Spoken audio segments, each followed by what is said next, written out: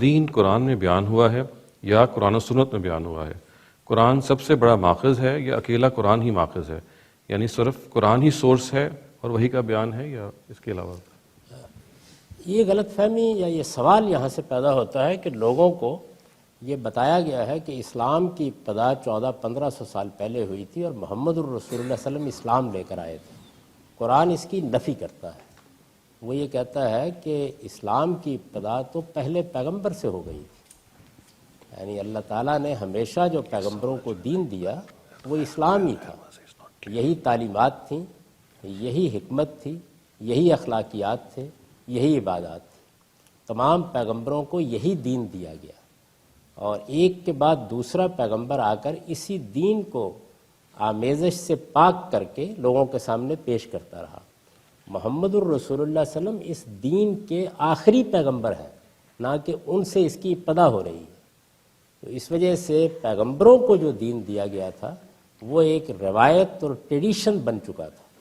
محمد الرسول اللہ صلی اللہ علیہ وسلم بھی جس قوم میں آئے وہ کوئی غیر مسلم قوم نہیں تھی، وہ حضرت اسماعیل کی اولاد ہے۔ حضرت ابراہیم نے اپنے بیٹے حضرت اسماعیل کو اللہ کے حکم پر عرب میں آباد کیا، توحید کا مرکز بیت اللہ وہاں بنایا اور ان کو اس گھر کی ذمہ داری دی، اور اس کے بعد وہ قوم پیدا ہوئی جس میں محمد الرسول اللہ کی بعثت ہوئی ہے۔ یہ جو عرب تھے یہ بھی اس پوری دینی ٹریڈیشن کو، یعنی جو دین یا مذہب کی ٹریڈیشن چلی آ رہی تھی اس کو اپنائے ہوئے تھے، اس کو اختیار کیے ہوئے تھے۔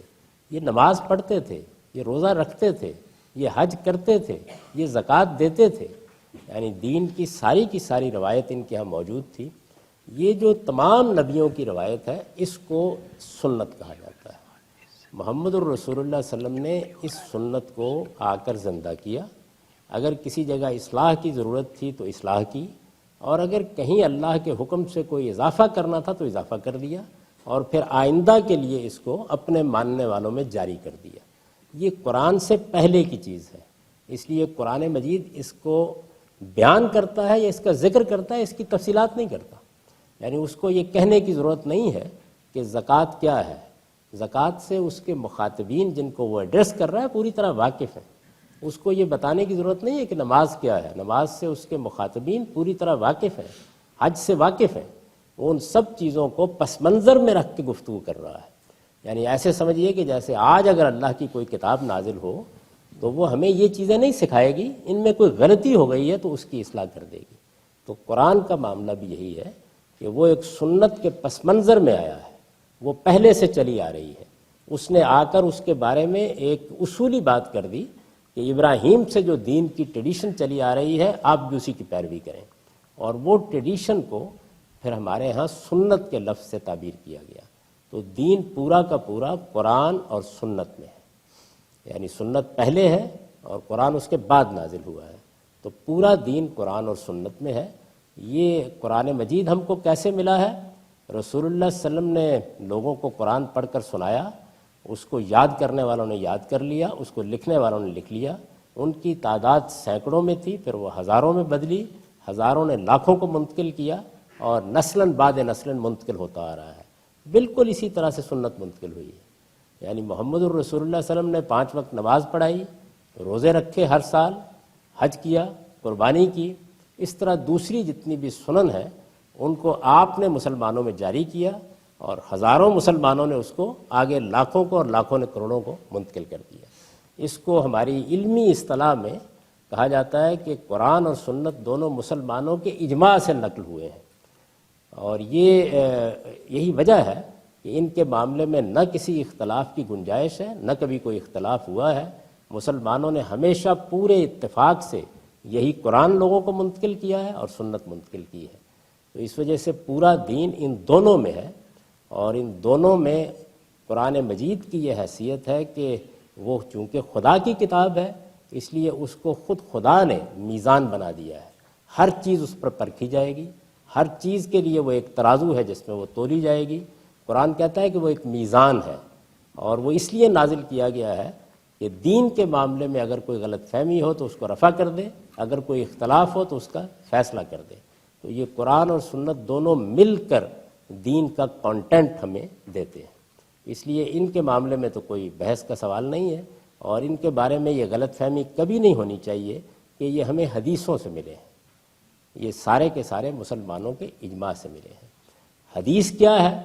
رسول اللہ صلی اللہ علیہ وسلم بھی ظاہر ہے کہ ایک غیر معمولی شخصیت تھے، خدا نے آپ کو اپنا پیغمبر بنایا تھا، آپ نے قرآن دیا، آپ نے سنت کو جاری کیا، لیکن اس کے ساتھ ایک بڑی شخصیت کی حیثیت سے، خدا کے رسول کی حیثیت سے آپ نے باتیں بھی کی، آپ نے لوگوں سے معاملات بھی کیے، آپ کو جنگیں بھی پیش آئیں، آپ کو ہجرت بھی کرنی پڑی، لوگ آپ سے ملے، انہوں نے آپ کی گفتگویں بھی سنی، انہوں نے کوئی سوال کیا، آپ نے اس کا جواب بھی دیا، آپ نے کسی چیز کی وضاحت کی، اس کو بھی لوگوں نے سن لیا، لوگوں نے آپ کو بہت سی چیزوں پر عمل کرتے ہوئے دیکھا۔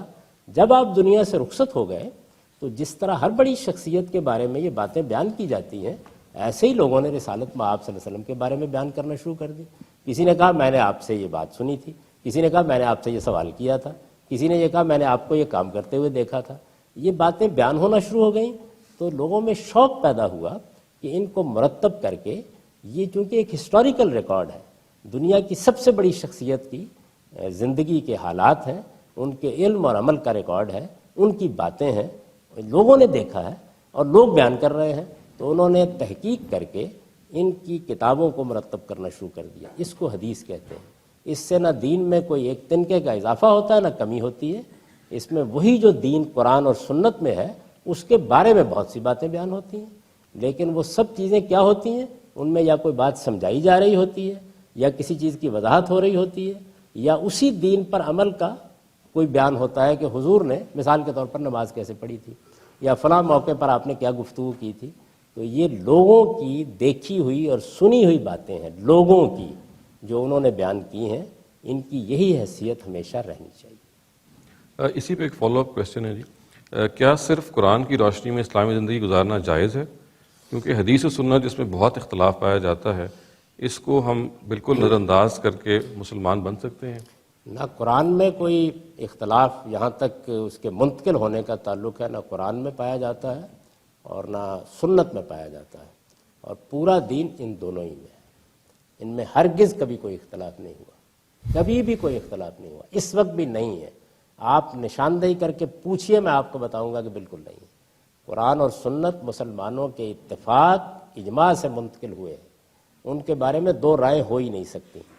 حدیثوں میں البتہ اختلاف ہو جاتا ہے، کیونکہ اس میں بہت سے لوگ ہیں جنہوں نے باتیں سنی ہیں، کسی کی بات ٹھیک سمجھ میں آئی، کسی نے حضور کی بات کو صحیح طریقے سے بیان کیا، کسی نے نہیں صحیح طریقے سے بیان کیا، اور ہسٹوریکل ریکارڈ ایسا ہی ہوتا ہے، وہ کوئی ایسی چیز نہیں ہے کہ جو صرف رسول اللہ کے بارے میں ہوئی ہے، دنیا میں کسی بڑے سے بڑے آدمی کے بارے میں بھی جب لوگ باتیں بیان کرتے ہیں تو ان کی تحقیق کی ضرورت پڑتی ہے، اس لیے اس میں تحقیق بھی کرنی پڑتی ہے۔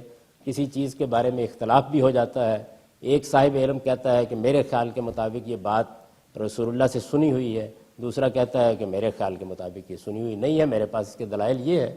تو اس وجہ سے وہ ہسٹوریکل ریکارڈ ہے جس میں اختلافات ہوتے ہیں، قرآن اور سنت میں کسی اختلاف کا سوال نہیں۔